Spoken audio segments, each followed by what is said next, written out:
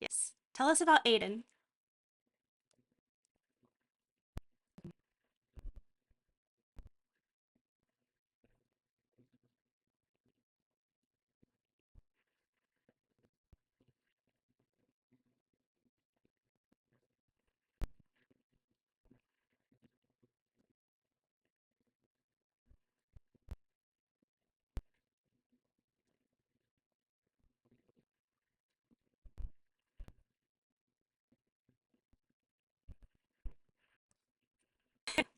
No, well, tonight to possibly go about, but it's a bit of a challenge for him, and it did far away from home easy too. So maybe a bit more combo you like, but of course, the first group he only know who can handle the mission. Do you think it was? So, my question, what area is he doing our village? Here today for the moment.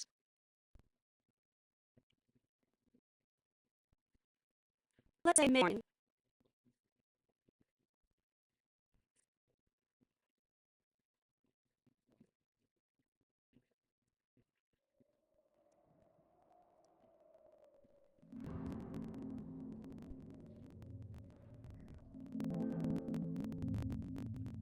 Before getting too far, though, early on the door. It's her best business almost per their high door is lost and intends to become the surgeon.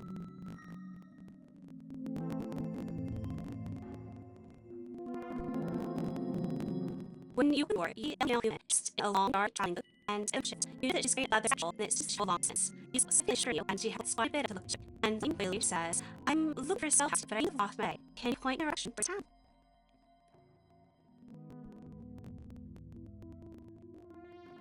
Oh, no, I didn't. But they shock side and really thanks.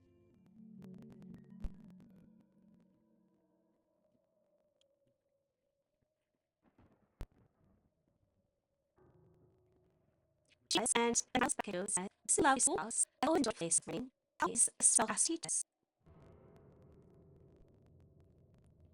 Well, there's a place I recently visited, and I'm going to help you back there. Summer business I to too. Do you know someone with things? Yes.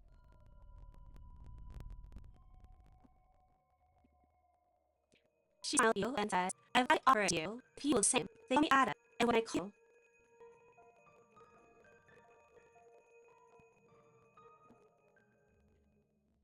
well, you will with once, call a few travel the road, and made to need help get back to land shrouded in shadows. A petal twilight will despair of fitness to us.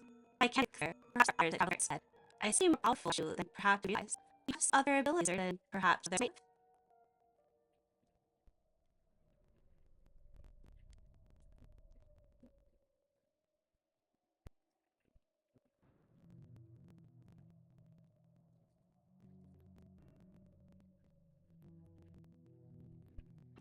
She will look at Raylan and say, perhaps are looking for, be able to see through what they really are to help you with the I'm keen on his child between the worlds. You studies that.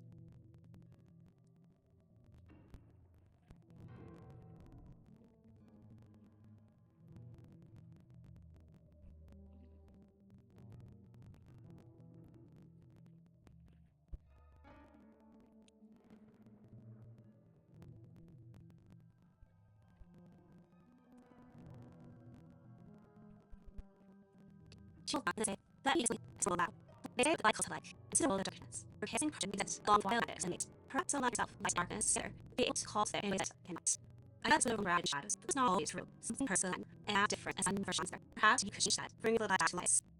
It's for that. I've the motive that it's the different head touch, these still on touch. They're there, and the is in fact that too, and that's where it's also the limb. Unless I'm asked, ability for and I do it. It does cat I'm too. I can give to it, perhaps I will all either, and you can swim that.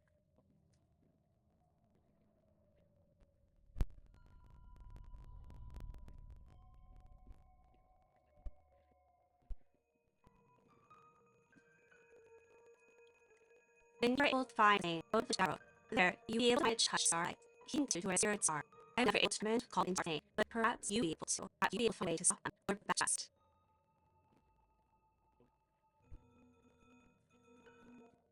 After show very progress his swing, he's perfect to shout back. She's certain that times only you will come to this world. It's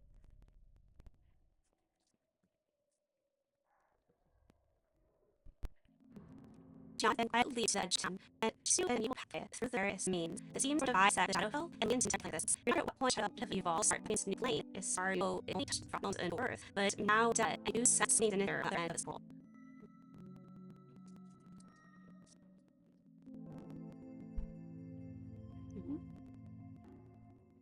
Yes, I can do so. It'll live safe.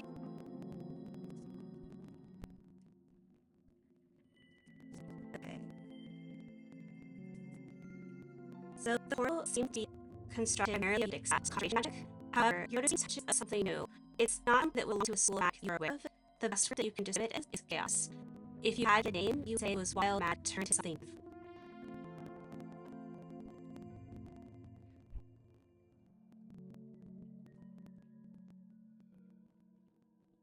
She looks almost sad. Yes, the whole world has been transformed. It has not always been this way. Something terrible happened thousands of years ago. More recently, that something has been awoken. now terrible max of incarnate and new it at random. The shadow, refacting DaggerO'ak. Don't know what happened. It seems to create this world here shadow fell. And I see anything. All in the sky. A whole chain of clicks. And then round the turns. Don't know what's happening here. Perhaps you will be able to find some clues I could not.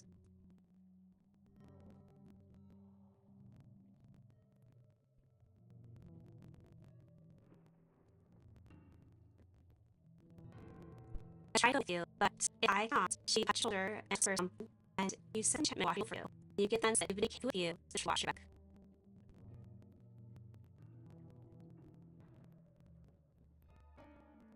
You don't hear her answer, but yes, as a fellow seer of all things, I must be happy to teach them with her too.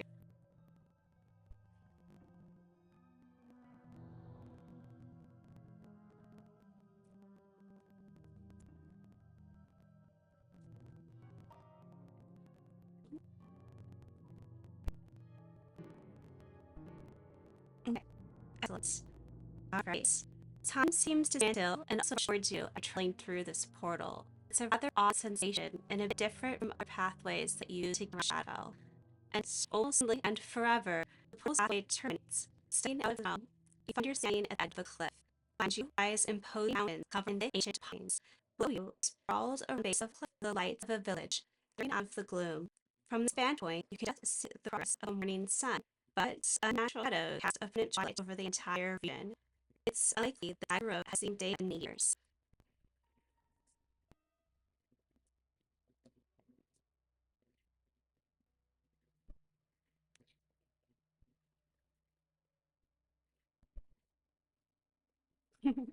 That's okay, because at this point, the only creatures that are around you are the small rest of various rabbits on the alley. Eating here, you doesn't seem to be in the area. In fact, you're noticing that the local trees seem to sleep, as if being dark of sunlight so long is starting to get decay.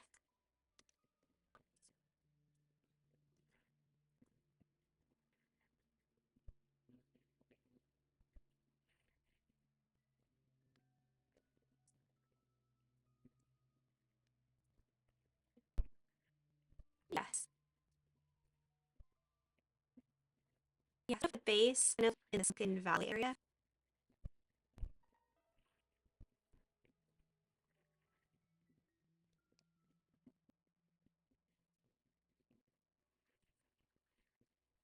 Perfect. Alright. You're able to get there easily. And at the bottom, it's not a very long walk to the village, maybe an hour or so from the place to the cliffs. And when you reach there, you find a village in sort of downtrend. There's plenty of villagers to speak and interact with. In fact, it should be rather full of life, but everywhere seems to have that sort of pressed and worn down demeanor. It comes from living in a world that hasn't seen sunlight since some of them were born.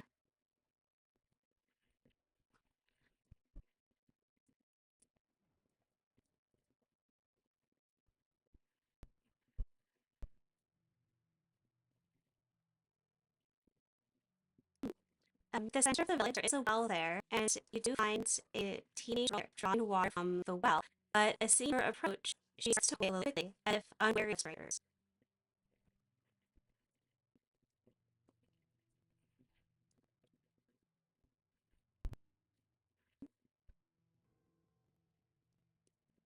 She turns back and looks at you and kind of frowns, but she's immediately friendly, almost as if she's tired to show immediate sign of friendship. She doesn't run from you.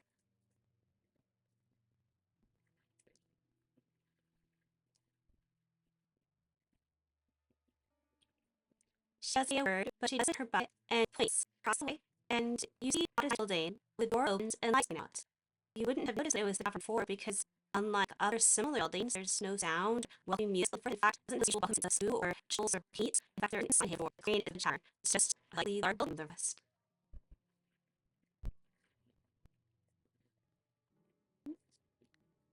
You notice that there is perhaps a other beaten sign for this particular building, but instead of hanging in the usual spot, it seems to be started left near the door. On the front, you think you see an old faded blue raven, nothing else, and then you walk right through the door. You see a fairly empty common room, the barkeep ducks to back, and Club Connors is seen next fireplace. One is chatting early doors, and in fact, everyone just seems exhausted.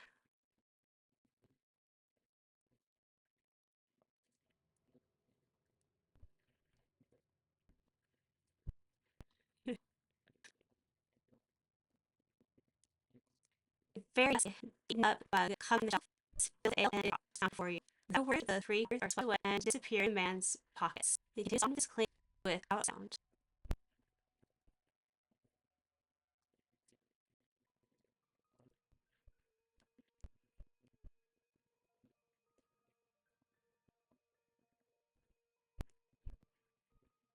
You hear a tree sound by the faucet, and then one of the men gets up.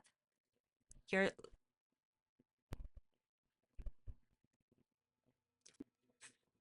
he's visible to you. No, he's an old dwarf, and he comes to you looking for that strange lie. I do want those travelers.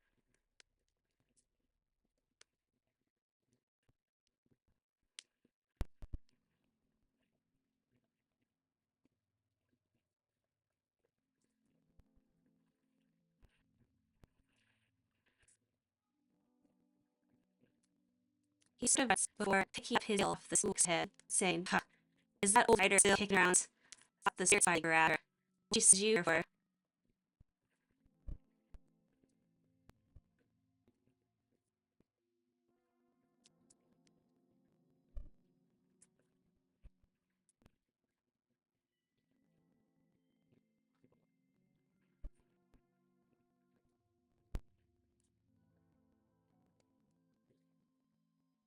Hmm.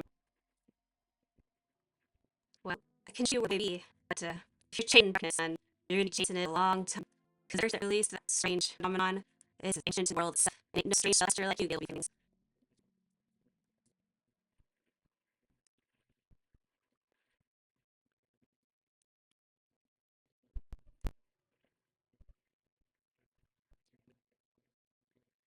The dwarf laughs and says, "Ha, this wonders a lot. See, I like him. Come, child, I'll show you where the starlit one is.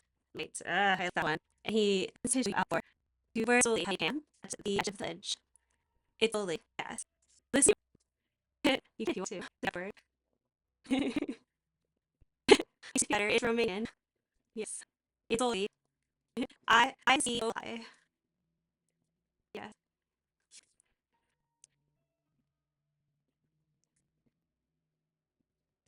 He grows again, and you're starting to get sense that this is actually his general demeanor. He's not being grumpy because of darkness. He's some fall zone. And says Malgren, the common name in my clan, seemed to hear from the uncle or grandfather time. Anyways, great, you guys, your best.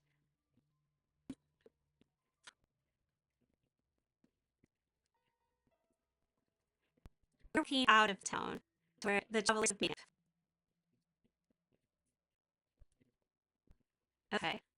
You're noticing that where they camp is a fairly big and safe clearing, that the pine trees here sort of surround the little bit up against the village, that although the dwarf travels, you see any wagons or horses. I think it indicates that they're trained people. You notice that the tents are patchwork and colorful. They are adventuring near the tents, so not what we call call tents, where they've made tents for homey expressives they spend time here. You are also noticing that the people here can be happier, but so muted in their behaviors and mannerisms. They don't seem to be as downtrodden as depressed as folk you saw in DaggerO'ak.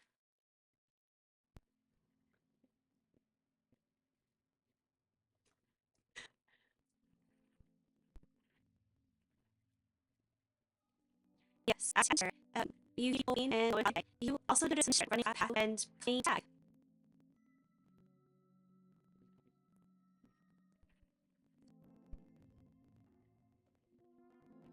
That turns around and you notice that her seemed a bit unusual. Herself is for but then you realize you look her features like you should nice her, almost some feature or patient who's named after herself.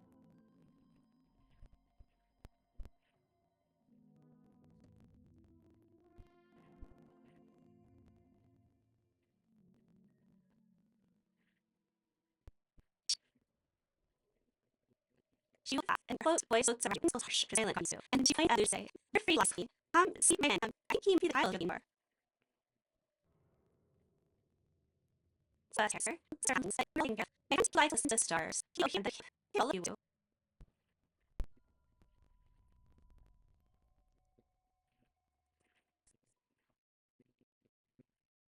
He cries you moves. Follow the song that you do, reach the edge of here, and encounter another human, some away, and down to the grass, facing up at the side, and it doesn't turn to interact with anyone else. Pass by your approach, here is to see who's there.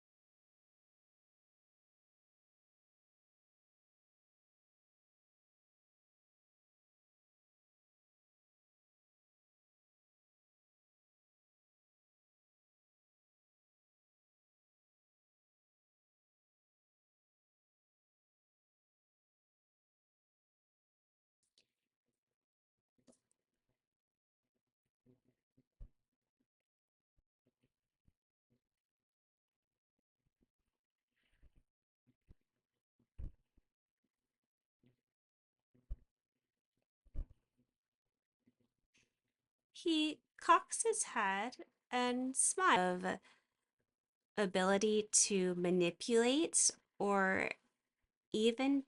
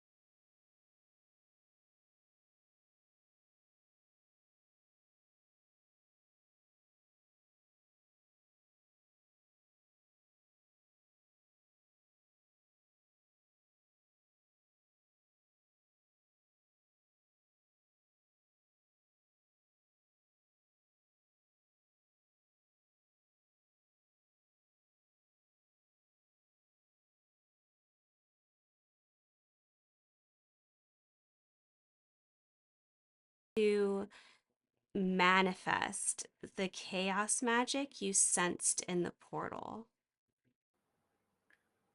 Wow. It's a lot.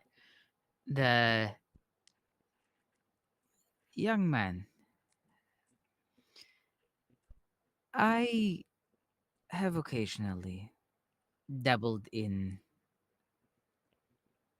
the arcane, the mystical, a little minor illusion of um, a cat in some pajamas doing a little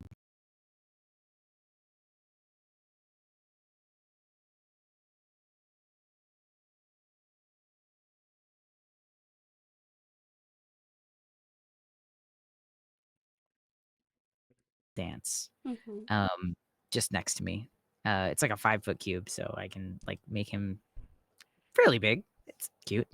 Um, I can do some things, but y- you you seem to have been touched by something not of this world. You seem to possess something within yourself. Are you all right? Did you get this from your parents or This world has been touched by something very strange.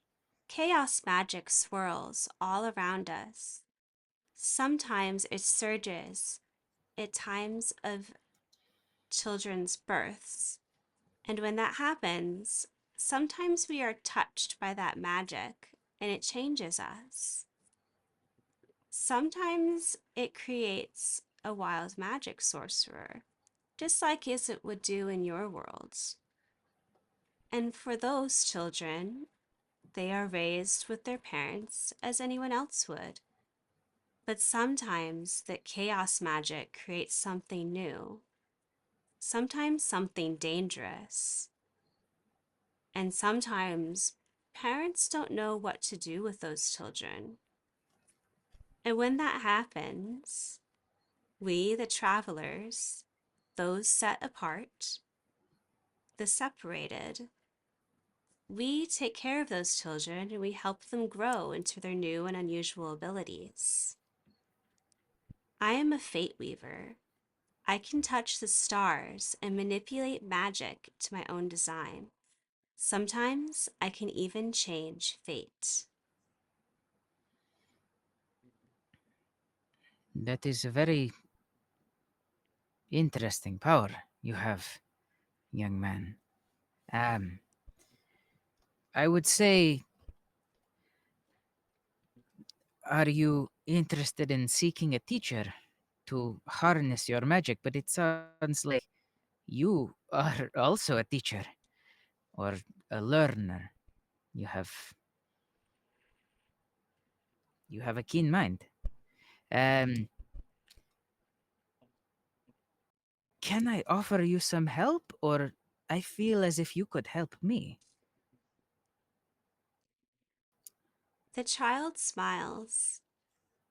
I'm still young and I'm still learning, and so I do have a teacher, but someday it will be my responsibility to use fate to teach others. But for now, there is one thing you must know. And he gently reaches up to touch your hand. And with that, you see everything that you need to know to complete your mission. You see that there is an entire village filled with spirits that somehow has reappeared when it once was destroyed long ago. That this darkness here has been growing for several decades, but it was not always this way. Something has agitated it. That the Adzoli here come every year to meet and perform a special ritual at a monolith that has torn into the earth at a place that is said a divine lightning strike once touched the ground. And in a way, that monolith looks exactly like some great being struck the earth with lightning. But what's drawing these spirits here, no one knows. Anyone who's gone to investigate has disappeared. Uh, as I experience this vision from this child, uh, I will just like try to regain myself and regain my composure. Thank you for this vision, this knowledge. I appreciate those that are willing to share the light. I think you have shared something with me that will help me on my journey. I do not know if I can offer something to you in return, but thank you very much. He smiles and then sits back down on the grass and continues to gaze back up in the sky. Uh, I will just. You know what? I'm gonna uh just point up at the stars and say, "Young man, when I was born, there was they called it a star of ill omen." And I point up at one of the stars towards in the direction that he's looking. Um, this star, they said it was an omen that things would go poorly for me. And every day, every night, when I look up at the star, I think about how I can change my fate. So thank you, sir, young man, for sharing this vision with me. Because perhaps this star is not always right. And I'm going to turn around and leave and go, well, back towards the encampment. Excellent. All right. Is there. Um, Go ahead. oh, I was going to say, towards the encampment, I'm looking for an adult now. Uh, uh, is there anyone that like catches my eye, or are they all sort of like going about their tasks? They are generally kind of going about their tasks, but they do smile at you as you pass by. Even though you'd be a stranger to them, you get the sense that new folks kind of come and go here all the time, and they're pretty much welcoming of anyone who is peaceful and willing to be kind and loving to everyone who is in the camp. Um, so I'm gonna go up to, I don't know, maybe somebody that is,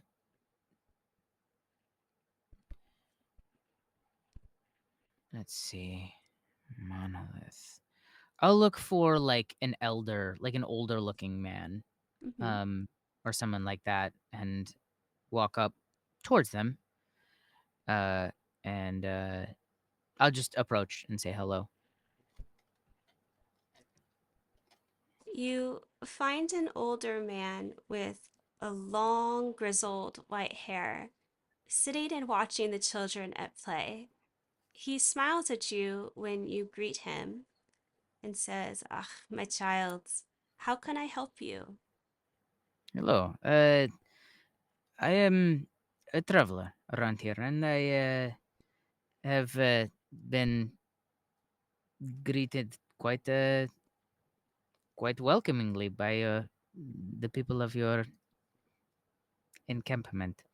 Um, I am looking for something, and I'm wondering if a man of your wisdom would know what I seek. Uh, I'm looking for a monolith.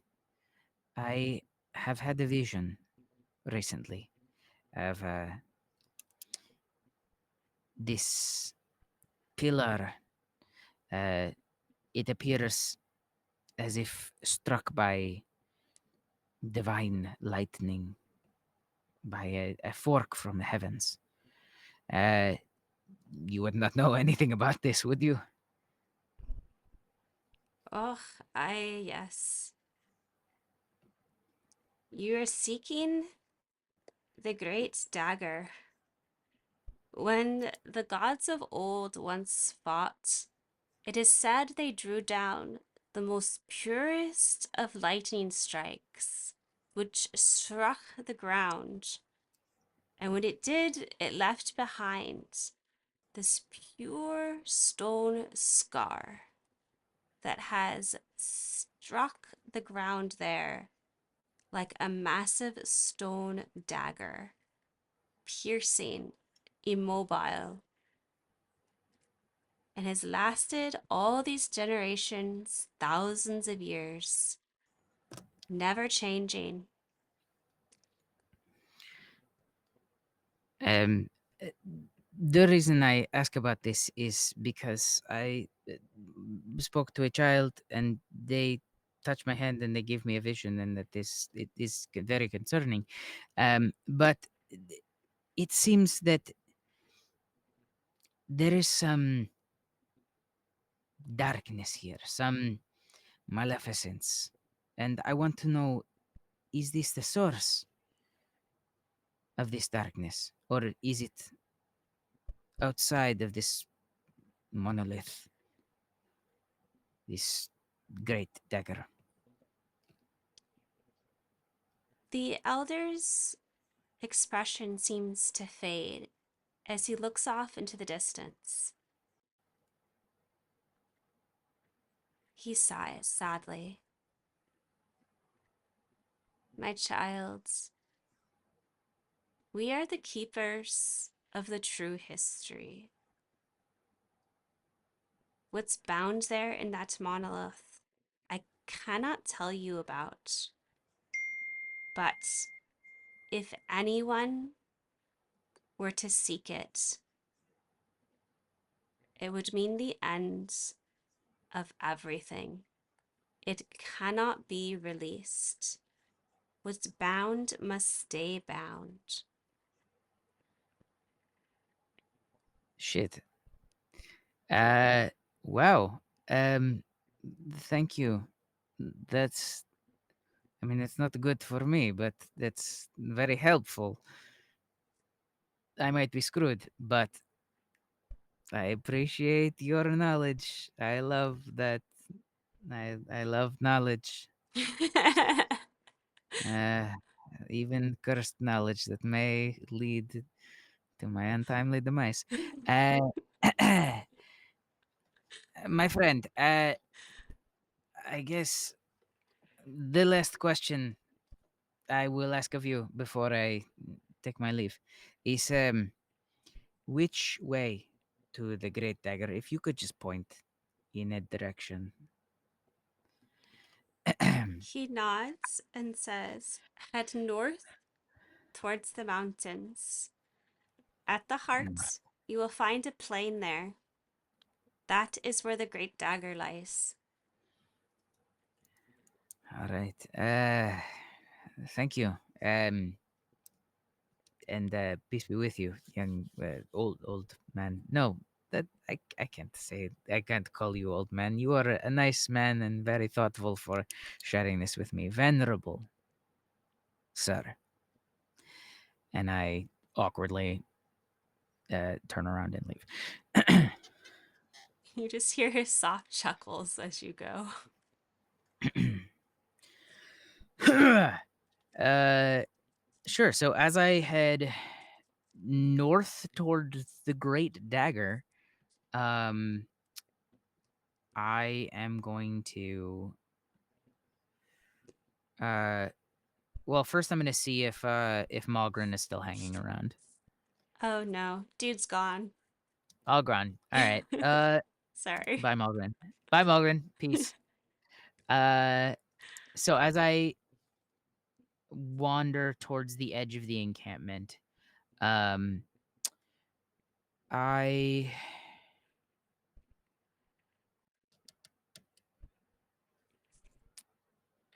am torn between asking anyone for help in this insane quest and seeing what I can do myself. I'm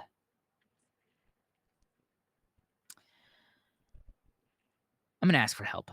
Um, so as I walk towards the edge of the encampment, I'll just see you had said that earlier there looked like there were sort of adventuring gear um on the outsides of the tents and that they looked a little bit more durable and things like that. Hmm. I'll head towards that tent in hopes that maybe somebody is outside that tent. Yes. You spy fellow young adults lounging around outside the tent.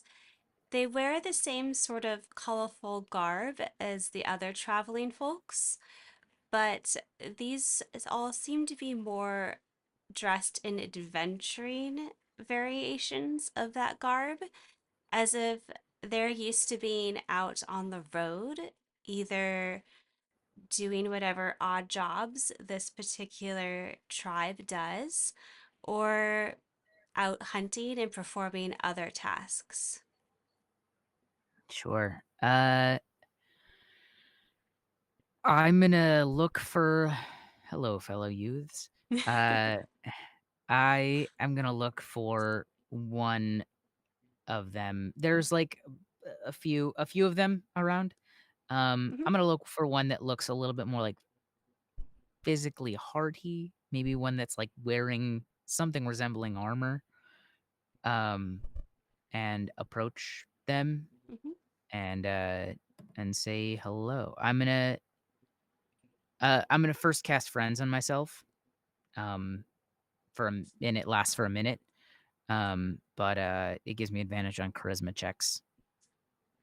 Um, Okay. but I'm gonna walk up to them and say hello. I am new around here, but I am wondering if you are looking to perhaps make some coin.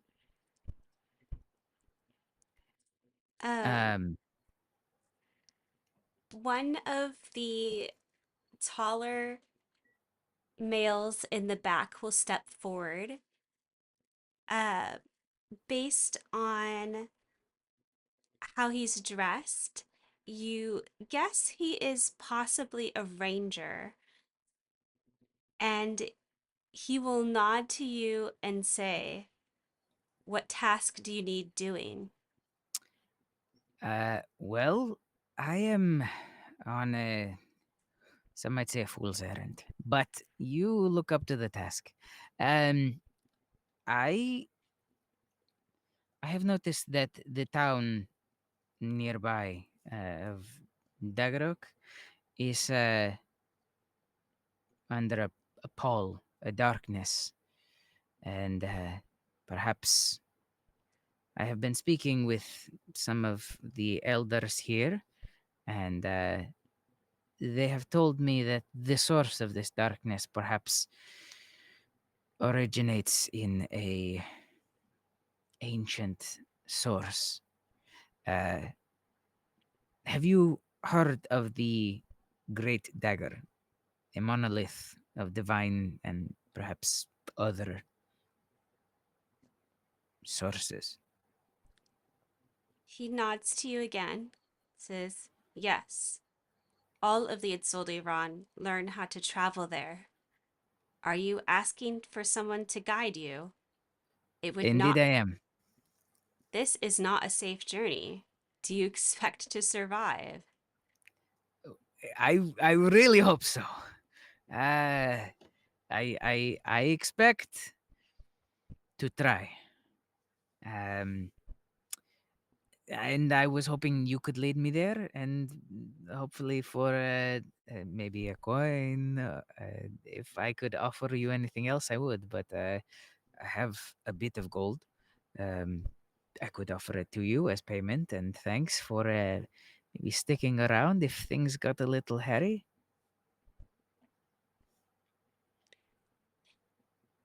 He nods. "Very well.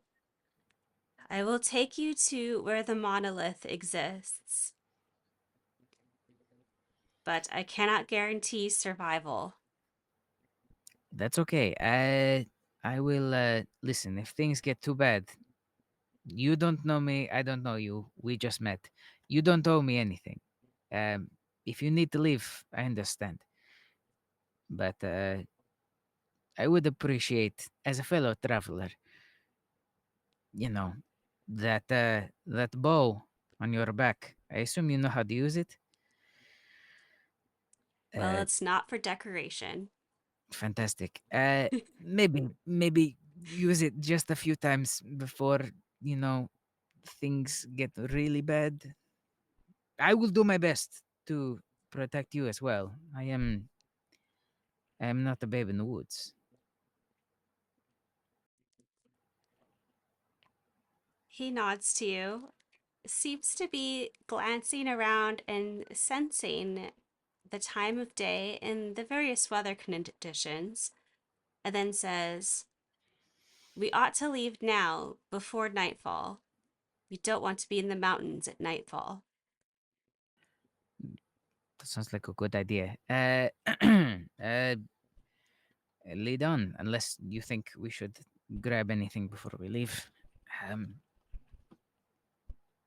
Rations, supplies, any food. I didn't really bring anything other than a handful of jerky, I'm apples. sorry. There, you're fine. I tried so Um, hard. uh, I We're good. We're good to go. He'll grab his pack, sigh, and then toss a second pack at you, and then march himself out towards the woods. Thank you, friend. You are kind.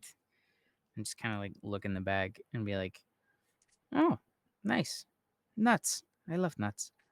Um, and follow him and like run to catch up a little bit.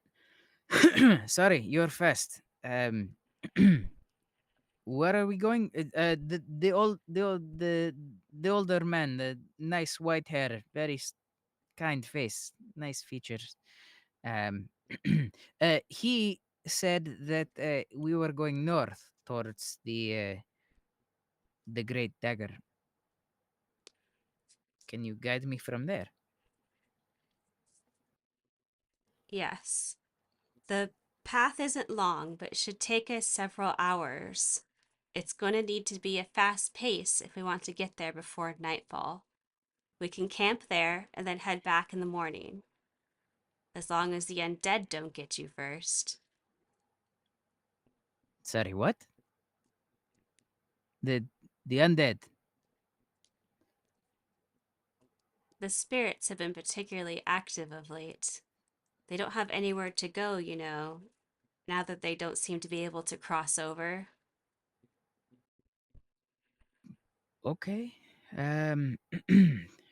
Well, listen. I might be able to do something about this as we get closer, but it won't last long. But it will help us. Uh, just tell me when I am getting close, and I will use arcane means to defend us. He doesn't seem to question this, perhaps why, due to the fact that unusual magics are a part of his culture. And he doesn't elaborate any further about the undead and goes about his task of guiding you safely to the Great Dagger. Um, and so you head deeper into the mountains. And as you go, a chill creeps into the air, suggesting that night is approaching. The climb is challenging, so that you only reach the site during the longest hours of night. And stepping out of the trees, your perception is dominated by a massive blackened monolith which strikes into the ground as if lightning turned to stone.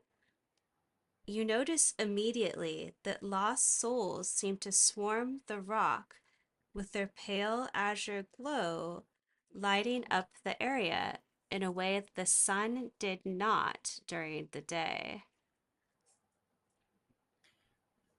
I'm gonna point at it. Uh, I'm sorry, my friend. I don't know your name, but does it normally do that? Do ghosts normally swarm all over the monolith? No, that's not typical. That's not good. Um,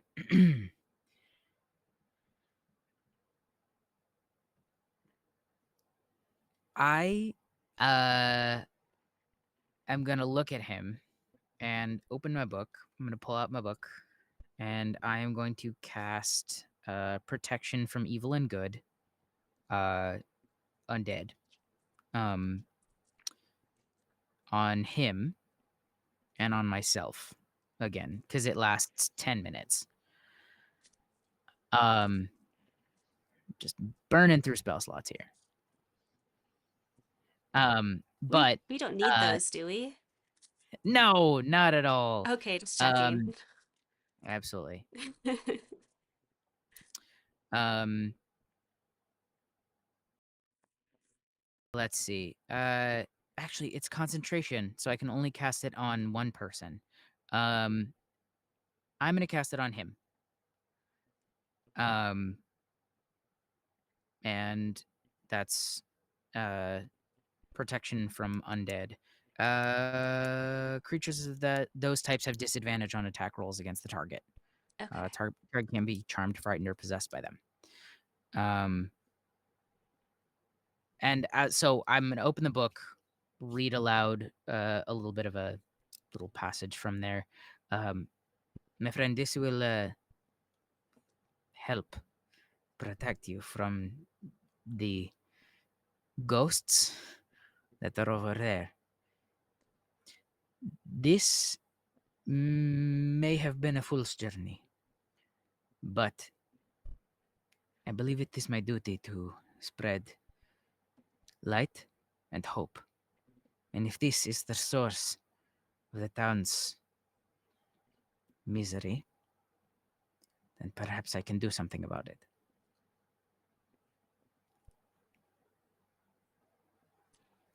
And I am going to, let's see. I can create a sound or an image. I'm gonna cast Minor Illusion, Mhm. and create the image of one of the village children that I saw earlier. Mhm. Just nearby, near the monolith. And make the just sort of they are wandering, they look lost. Okay. You notice that the spirits do something unusual. You'd almost expect them to investigate or attack, but instead they almost cringe away from it. You can't be certain why, whether they're expecting your illusion to be a living being and they don't want to be near it, or if they sense the magic that's there and they don't like it. But wherever you make the illusion go, they immediately cringe away from that spot and try to get away from it. Freaky. uh I look at my ranger friend, my nameless ranger friend, um and my friend, I have cast a spell of protection on you. It will uh help you be warded against the undead. But I want to find something out. Do you see this illusion that I have cast? The ghosts, the spirits, they do not seem to want to approach it. But I do not know if it is because it is magic or because they believe it to be a living being.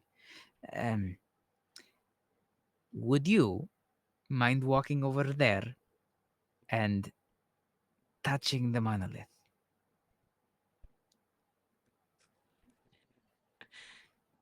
He please. he looks at you like you've lost your mind and says, "Why walk when I can send an arrow instead?" And he does something you haven't seen before. He pulls an arrow from his quiver, whispers to it, pulls back his bow, and lets it fly.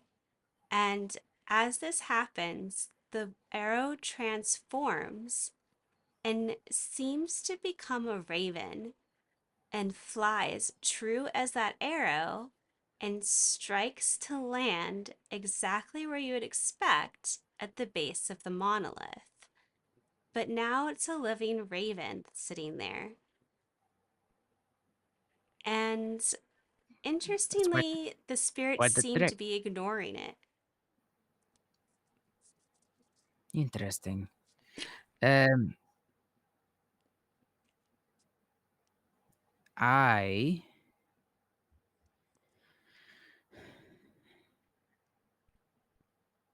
I'm gonna do.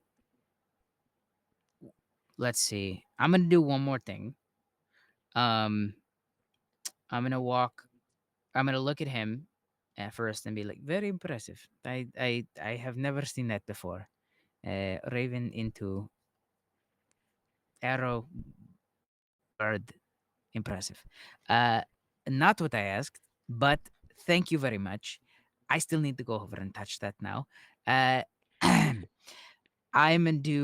gonna look at him and then look at the monolith and then look at the raven and then look at the illusion and be like, okay, do I do this? I guess I'm doing this. And I'm going to walk over towards the monolith and I'm gonna get within 5 feet of it. I'm not gonna touch it, but I'm gonna get within 5 feet of it near my illusion. Okay.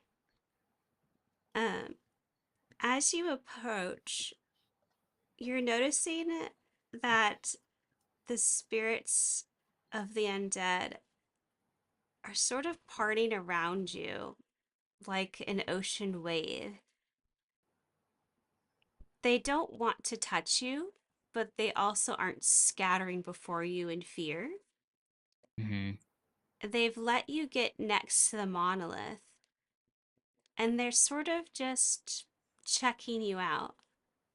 But their movements have also attracted someone else's attention. Someone who is certainly not going to let you get any closer. And as this humanoid rounds the monolith, you recognize the dark robes of the death cult. Uh, as I as I see the familiar robes, uh, I'm gonna stop walking and I'm going to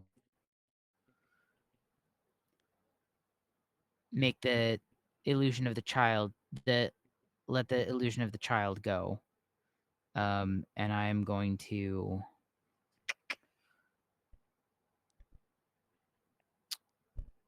call out to them.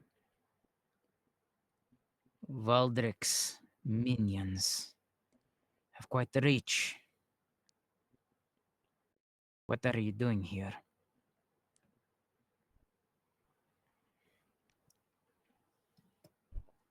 If life is to have no limits, then death could have no limits either. I see. Then you are here to what? Harvest these souls? You have imprisoned these people? Or you are trying to pull them from the plane of undeath into this world? You are feeding your master? Even the dead can have uses, and they were lost and wandering. There is no plane of souls here. Didn't you know? Chaos has corrupted everything. They might as well be put to use.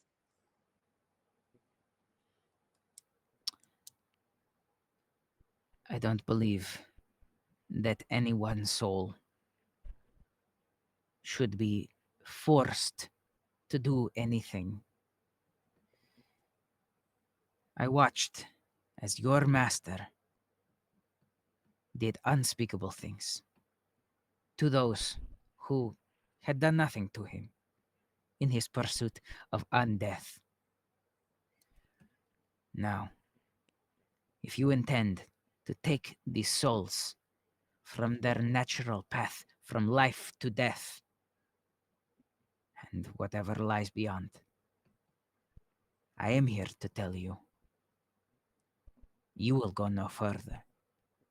And I am going to cast Mind Sliver at him. Okay. That is a intelligence 15 save.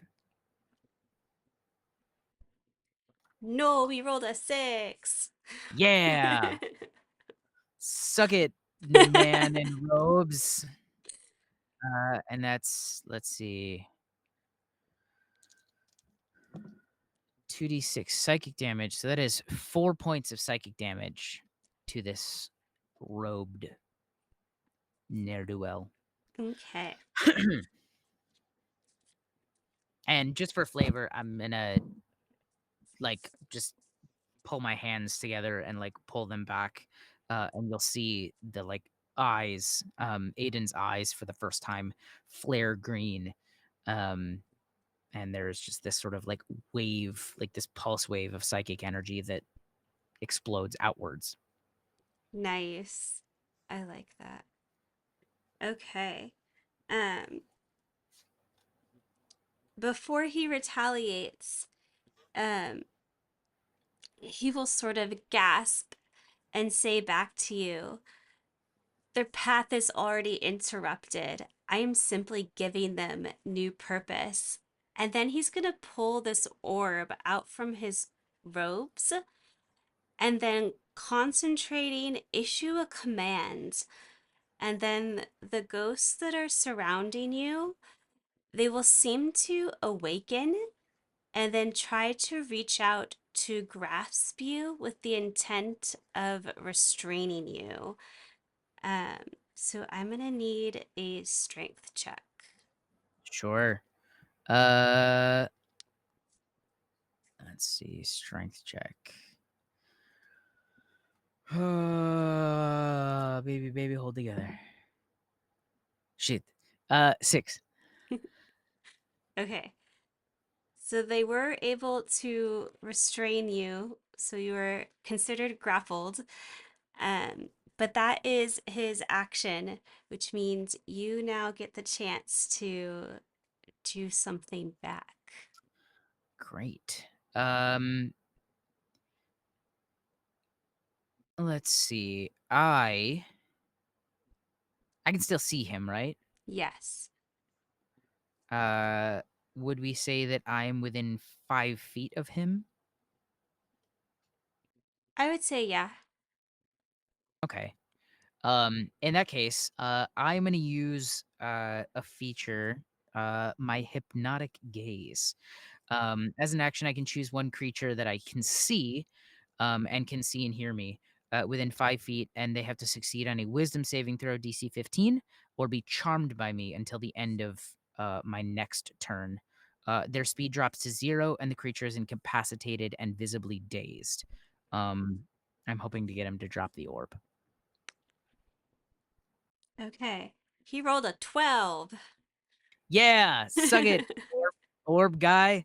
Uh, all right. So, uh, as I uh am grabbed by these spirits and stuff like that, you see Aiden sort of retreat into himself a little bit, and then you see for the first time now his fangs start to extend a little bit as he gets a little bit more frustrated and a little bit more angry, and the bits of himself that he tries to hide start to come out. And as he looks up um, at the sort of guy in the robe, I will not let any agent of Valdric escape with the souls of anyone. They do not belong to you, and death is not kind to the cruel. Drop the orb. He has fallen so completely under your gaze that he is not even aware that he is doing this, but he drops the orb onto his own foot and then just stands as still as a statue, unable to even process what is happening. Nice. As a uh, so that's my action. As a, I don't know if I have any bonus actions. Can I use my? Am I still being grappled by the spirits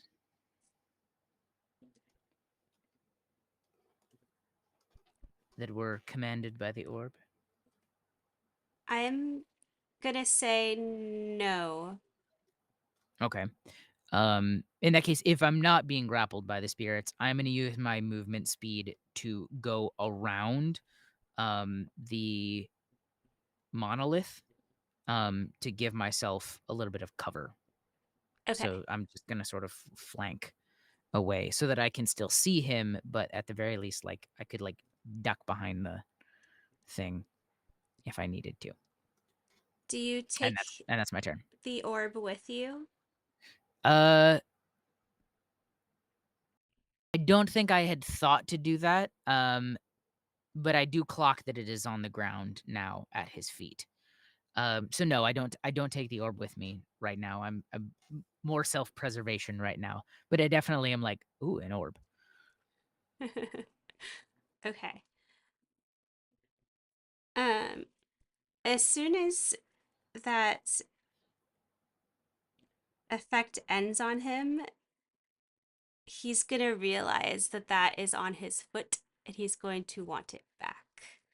All right. Uh, but your ranger friend is still out there and it's probably cottoned on that something is not going as expected. And as you're dashing around the monolith, a arrow strikes into the ground next to the cultist because he missed entirely. He rolled a Nice. 1. Great shot. You're doing great. At Really least earning I that. missed you. I appreciate that. Don't shoot me, please. The man in the robe. Man in the robe, bad. Good? I'll explain why later. Thank you. Mutters something uh, about how you're both in robes. that guy, not me. That guy. I no, I understand. I see how you could get confused, but um, all right. Let's see. I don't know who goes next. I think it's It would be, guy, oh, spooky guy's turn. yeah. Okay. Is he still under the gaze? It says it lasts until, let's see.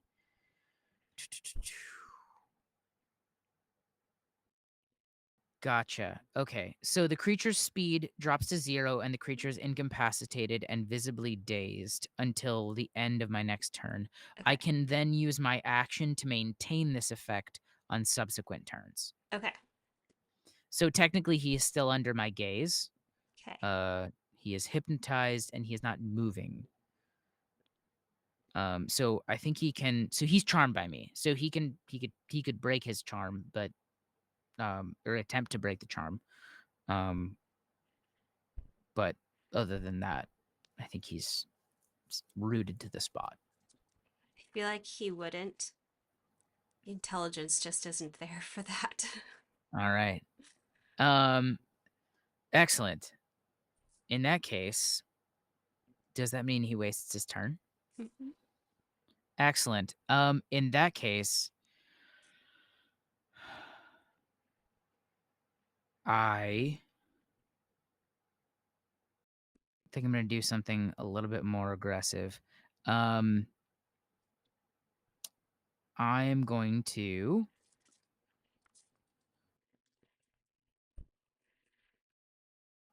I think as I'm looking at him, um, I'm gonna stand. I'm about, let's see, like 20 feet from him at this point, around the monolith. I'm not sure how big it is, but it's probably fairly large. But I'm gonna start weaving a little bit of like sort of sigils in my hands, and be like, listen, I do not seek glory. There will be no shrines or songs to me, a simple teacher. But you who seek to shed your skin like a snake and Valdric your master, I will make you shed your soul. And I'm going to cast Scorching Ray at him. That's 3 rays of fire. Um, so 3 to hit. Burp. So that's a, gosh, nice. Nice. So the first one is a 18 plus 7. Oh, he's The dead. next one is an 18 plus 7, and then the next one is a 13 plus 7. So 25, 25, 20. And that's a total of 66 damage. He's very crispy. Nice. So that's 5 damage plus 11 damage plus 9 damage. So 25 fire damage as I just unload on this guy and just Nice. So how does he die? oh god. As I sort of just unload on this guy, do you know why I love fire? Because for all the darkness in the world, it cannot extinguish the light of a single candle. And there's just like those 3 scorching rays that explode out of his hands, and you see these just like jets of flame that illuminate his robe as they catch fire. And as he starts to like catch fire and like freak out and start sort of thrashing a little bit, the second ray hits him right in the chest and just he sort of bursts. And then the third, as he falls to the ground and crumples to the ground, that third one is just like at his crumpled corpse, and that just sort of incinerates even further. It's like throwing fuel on the fire, kind of a thing. Yes, And I just very crispy. stare at him. In the distance, you hear, I think you got him. Are you sure? I could, I could, you could stab him with an arrow, or do you have a dagger? If you have anything in your pockets that you could kick him or stab him with, you know. Better to be tried by 12 than carried by 6. I understand that this was murder, but he deserved it. Technically, he did attack first. Exactly. Self-defense. You saw it. The spirits, you all saw it. He attacked me first. As you look around, you realize that all the spirits have vanished. You all, where did you go? They're gone. I'm not imagining this, huh? Mr. Ranger Man. You saw this? They're gone. He walks up to you, shrugs, and says, the undead vanished when the spellcaster died. Fantastic. Uh, Listen, I know that was really intense. I appreciate you bringing me here. Um, things got a little crazy. I maybe incinerated the man. Uh, I should explain. Uh, I once belonged to a cult, a bad cult. Okay, I don't belong to the cult anymore. Um, they do bad things. They try to make themselves live forever by sacrificing children and men and women and innocent people. Okay, this is the cult. All right. And as I'm like talking and stuff like that, I'm like leaning over and sort of inspecting the ashes, the charred ashes of this what used to be a person, and then sort of feeling around for the orb, and I'm going to attempt to palm the orb, and put it in my pocket. um, but listen, I don't belong to this group anymore. He does, and you saw what happened when people still belong to uh, death cult. They, I guess, try to steal spirits. Not great. He just kind of nods at you, then says, I'd, uh, I'd get rid of that if I were you, pointing at the orb. And then he starts to walk back away from the monolith. What this? What do you know about this? Get rid of it. Uh, okay. I'm gonna ritually cast Identify on it, which takes 11 minutes. Um, and I choose an object that Mhm. I can touch, and I learn its properties. Yep. It's cool. Hooray! So Tell you me, yes, tell me about the orb. Yes. So this orb is native to this plane. It's nothing you've encountered before, but it's called the Orb of the Grave, and it's a stone sphere engraved with glowing arcane runes. While holding the orb, a wielder can use its reaction to absorb undead energy that is targeting the user. That absorbed energy is stored within the orb and can be converted into charges and used for the following effects. The orb contains 1d10 charges when found. Wow. Control undead. The orb grants the ability to bring undead under your control. As an action, you can target one undead that you can see within 60 feet of you.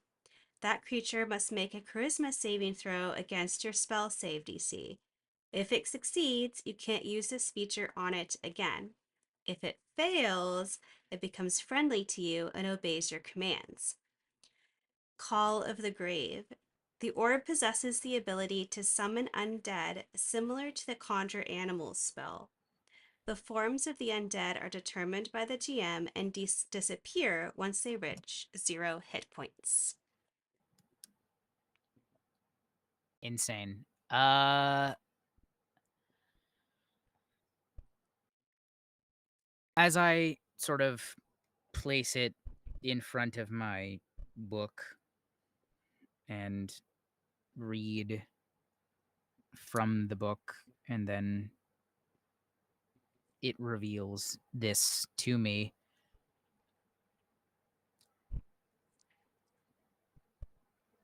I don't know if I should get rid of this. I I feel as if I was chosen by it, as if it was brought to me for a reason. And I do feel as if I could perhaps use it to give Valdrick a bit of a hard time.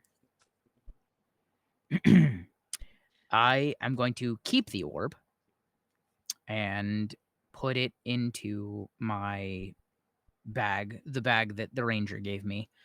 I'm gonna stuff it into the bottom of the bag, um, and put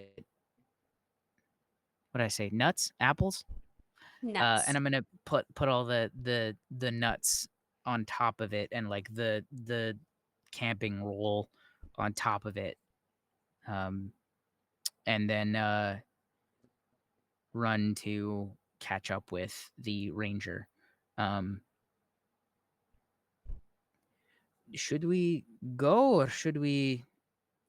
You said that we shouldn't travel when it was late night. Should we make camp for the night, or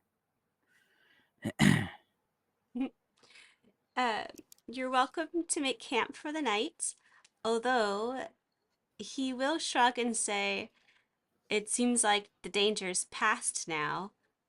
I can guide you back to the village, or if you're not from here, I can take you to where the portal is." I am not from here, but if I did indeed come through a portal, very perceptive. Uh, yes, thank you. I appreciate that. Uh, I do need to get home. I have responsibilities, and those I am beholden to. Um, unfortunately, the life of a teacher never ends. Yes, indeed. Um, Dawn would be breaking when you finally do reach that portal, but the darkness is still lurking above the town of DaggerO'ak. You get the sense that whatever is causing that darkness is probably going to lurk around for a little bit longer. But there's also a change in the air. You're sensing that perhaps some positive energy is starting to leak out into this region as well. The ranger will leave you, and you're welcome to ponder for a little while before stepping through, but your task here is complete. Nice. Uh, thank you, my friend. I never got your name, but if you don't feel like giving it, you don't have to. I will simply call you. What did you call yourselves?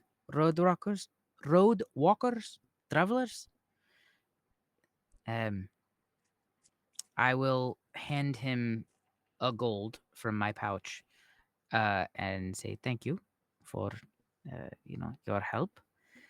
If you, when you come back when you go back to your home, uh, the child with the starry eyes, please tell him, Aiden says thank you. And if he is interested in learning more about spellcraft, you know where to find me. Indeed. Um, he'll nod to you and then leave you to your journey. And stepping through the portal, you return to your home village and to the schoolhouse, where Ada may be mischievously teaching your students a few different tricks than the ones you expected, but they're all safe and sound and having quite a bit of fun learning the different things she has to offer. As I come in the door, what is this? You are teaching them the naughty things. You are teaching them the things I don't normally teach them. I see them. Ada, thank you so much for watching over these young people while I was gone. Um, I believe I have taken care of what you asked me to.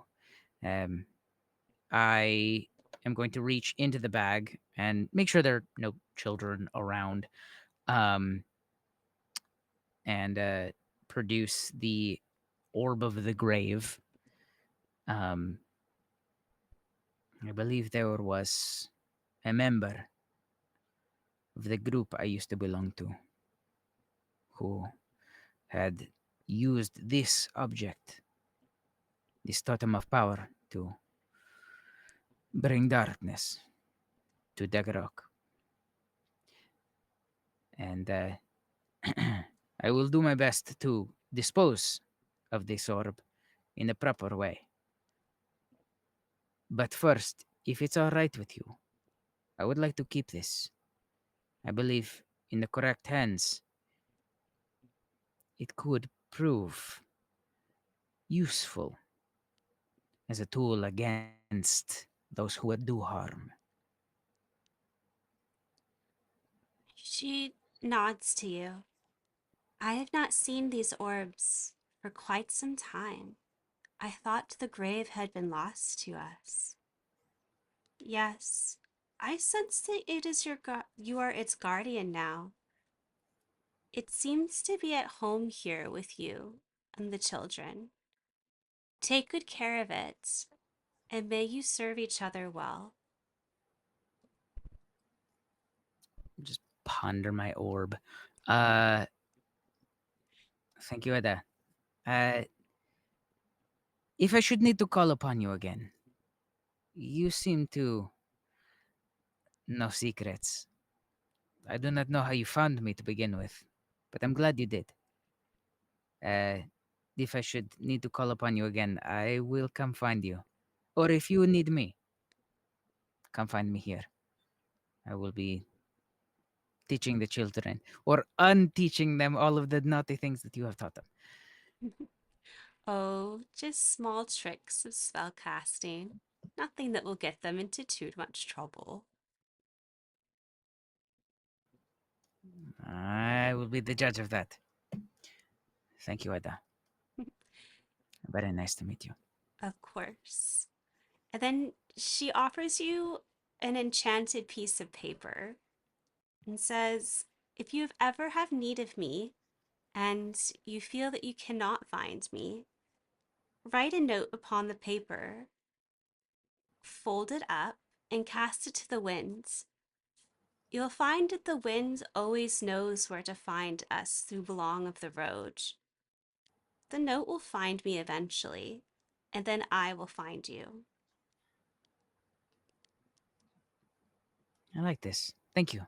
I'll take it from her and roll it up and place it into my uh, cloak, I guess. And I think from there, I don't know if I have anything to. You know what? I am going to take my ink and parchment, um, and my little bottle, and write her just a little.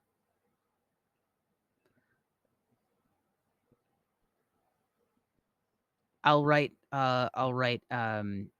that my sort of refrain of for all the darkness in the world, it cannot extinguish the light of a single candle. Um, and sign my name and then just give it to her. She will gladly accept it and tuck it away into her leather satchel, where you'll see quite a few books hiding in there, all well worn and well loved.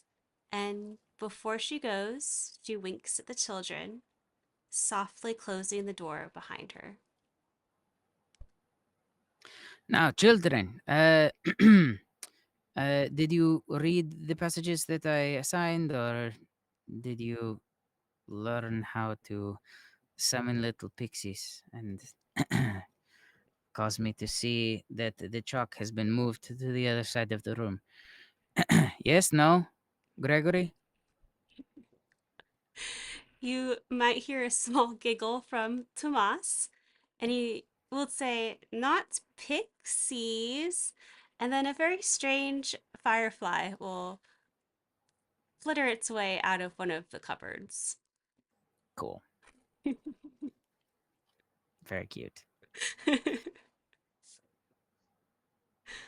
Um, I am going to let's see. From there, I guess I will spend however much time with the kids, um, sort of remedially reading through their books and everything like that, and then that evening, I will ponder my orb, um, and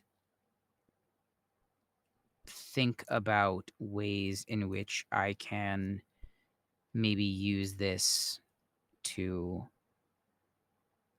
make a more effective incursion on Valdric's castle.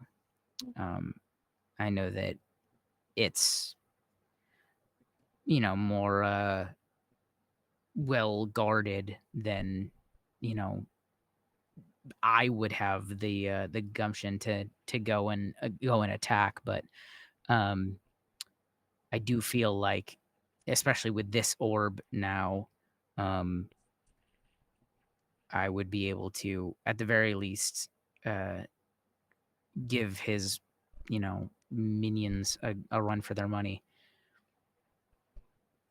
Um, yeah. And then I'll go to sleep. I will ponder my orb and spend my evening uh dreaming of vendetta. That seems healthy. Absolutely. Absolutely. Alright. Well, the orb may have some additional secrets, but it's going to take you quite some time to figure those out and to get that vendetta going that you had hoped for. But for now, you do have an additional tool in your arsenal in your war against Valdric and his death cults. Sweet. So you might have some sweeter dreams tonight than you have had in the past. Absolutely. I'll go tell my mom about the orb tomorrow. I'm sure she would Mom, love to hear about that. I got an orb. You know that guy that was mean to you? Let's kill him. What every mother wants to hear first thing in the morning. Mom, orb. Yeah. All right. Well, thank you for bringing out all the creepiness tonight. Absolutely. That was a lot of fun. We don't get to Thank you. go full creepy all the time, so I Uh, enjoyed I that. I like to lean into it, as much as possible, and I'm going to mark my long rest. Uh, You Aiden earned Aiden it. Aiden worked hard for that. You did. Um, yeah, no, that's it. What a cool item. The Orb of the Grave. Is that something that you came up with? Yes, I did. Yeah. I had to get a Very little cool. bit of help on this one because I'm not as familiar with maybe the necromantic undead side of things as perhaps as I should be. I definitely am now, though. Absolutely. I think that's part of the fun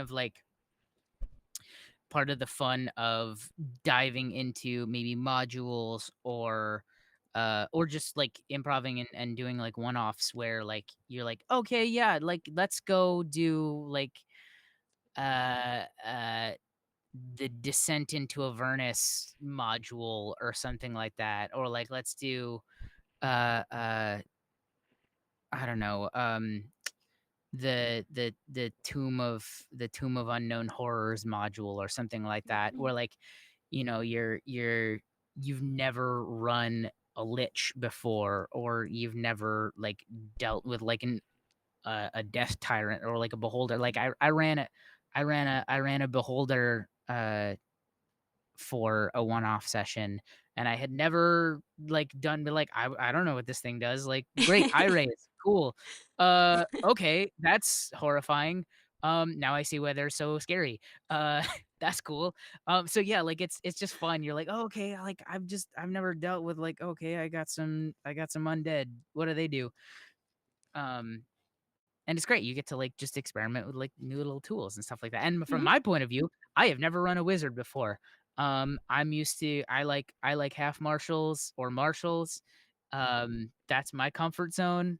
I love rangers and stuff like that. They cast they're mostly marshals with just a little bit of magic. I've never gone full wizard before. And it definitely forces you to really, really lean into the intellectual side. Uh, it really forces you to be like, "Hey, you can't solve every problem by murder." I mean, I I mean, it you it's funny could. You have because to be I really solved my clever. problem with murder. I solved my problem with murder, but I had to be creative about it. Yes. Because you can't just point a flamethrower at somebody. They won't stand still. Uh, you have to get them to you have to enchant them to stand still first. Mhm. Yeah. But thank you so much for running this. This was so much fun. Of course. Thank you. Before we go, are there any things we should look forward to on your side of the creative platform? Ah, yes, pluggables. Let's see. So Encores and Ability Scores is the name of my podcast. I run it with a few friends of mine, and we it's you can find us on Instagram, on Threads, on Twitter, uh on the Clock app, at dndmusicalpod. But we are currently working our way through Shrek the Musical, Oh my God, as that's a amazing. playable, crazy, high fantasy, silly, one-off world. Before that, we just did Cats, and then, uh, because I talked about the Beholder, I'll make this an exclusive for you guys. The next one that we are doing, for our musical, is, a chorus line, and because beauty is in the eye of the beholder, and the conceit of uh, uh, a chorus line is very much that voice in the darkness. Zach just standing there and putting these dancers through their paces, and forcing them to dance and spill their guts and tell their life stories. I have made that one quite literally a beholder named Zach, who has looking for dancers for his interplanar musical. Um, and it doesn't end the way you think it ends. And I will say my players really, really stepped it up. They made a I wanted this one to feel more like 5 DMs in a trench coat, and not just me and uh me and my players. So I really gave them an opportunity to talk about their backstories, to really do some really in-depth role playing, and they knocked it out of the park with that one. So I cannot wait to share that with you. And in the meantime, Shrek is really fun. It's Shrek is very really silly. fun. And it's a great musical too. I mean, we're doing a D&D version of a musical that is a version of a movie. Hmm. There's so many layers of abstraction here. But you will definitely hear some very, very silly and very recognizable characters, and some new ones that you feel like, oh yeah, those could totally be in that world. So that's what I do. Most people don't know this, but I actually studied technical theater back in university. So, Very cool. yes. So, um, I'm laughing at some of the jokes because I'm like, I understand that. It's very much designed. I like again, this is very, very niche comedy targeted. Like there's gotta be the pipeline from actor or musical theater performer to D&D player or tabletop RPG player is very, very narrow. Like so many people that are performers end up playing D&D, Yeah. and or just like as a hobby kind of a thing. Like I still I mean, I'm still an actor, still a performer. I just finished doing a movie. I'm going to be coordinating stunt and safety coordinating another one in a few weeks.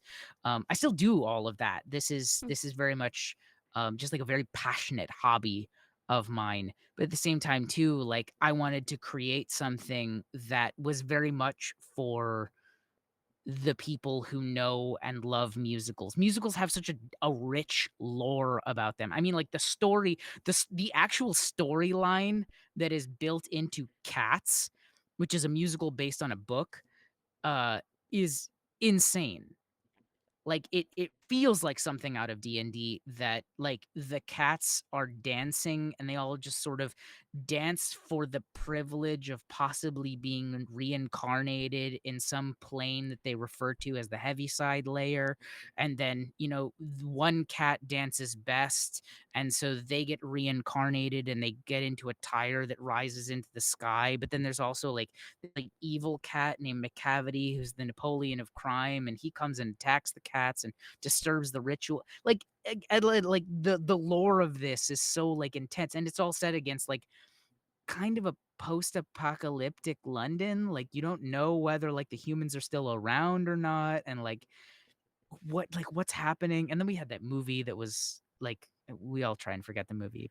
Poor Taylor Swift and Jason Derulo and Judi Dench. They were in that movie. Don't watch it if you actually Too like late. cats, or do, or do, and then go. They did that. That happened. But Yes. like you go, wow, like I didn't know that a musical could be like this, that it could have this like really rich lore that they could dig into. And then in the movie, managed to make it so much about the lore that somehow we got these like horrible human cat homunculi that were, I don't know, like they were borderline uncanny valley. I still love the music. It was still lovely. The dances were great. They hired amazing dancers. The performance check was very high. They all rolled very well. Um, but again, the graphics and CGI was absolutely terrifying. So yeah, that's like I could go on and on about how like musicals are basically just like these really, really rich fantasies that are ripe for turning into one-offs. But I will let the people go and listen to them and hopefully enjoy them. Yes. And they should. Please do. I'll be sad if you don't. Thanks. And they just keep getting better. We're a fairly new podcast. We've only been around for well, I think 8 months at this point, but they keep getting better and better. So, Indeed. and we are here for the long run. We're gonna be here for a while. So, I believe that. as are you. As are you, I hope, because you do a great job. This is Oh, really, really thank you. fun. Uh, as long as the ADHD doesn't keep shooting me in the foot. It happens to the best of It's us. true. I mean, listen, we're playing D&D, Repeatedly like keeps shooting we're me. playing we're playing with little shiny math rocks. Like this feeds the magpie part of my brain that Yeah. goes like, there's that guy lives in here that's like, ooh, like, there's a goblin in here that collects little shiny trinkets that go click clack, and that makes me happy.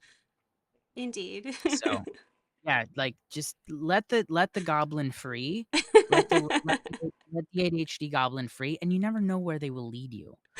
Because sometimes that hyper focus, you would discover something absolutely new. I'm sure you had to do that like hyper focus thing uh, for learning about undead and domains of dread and all of those kinds of things that like now you learn something cool and crazy and fun now. It's true. It's true. And in 2 days, I'll completely forget it all, but that's okay. But 2 days from now, so long, so long in ADHD time. Yeah, to be fair, that's a pretty good streak for me. Exactly. So, yes. All right, you guys. Thank you for being creepy and silly with us tonight. Um, in a couple of weeks, we get to do a pre-recording session of a friend that decided to do something a little bit more on the arcane side, so we get to see a different kind of chaos magic, but I will save those secrets in my back pocket for another day. But Nice. thank you again for joining us, and hopefully we get to do this again sometime soon. Absolutely. It would be my honor. All righty. Good night, everyone, and have an amazing weekend.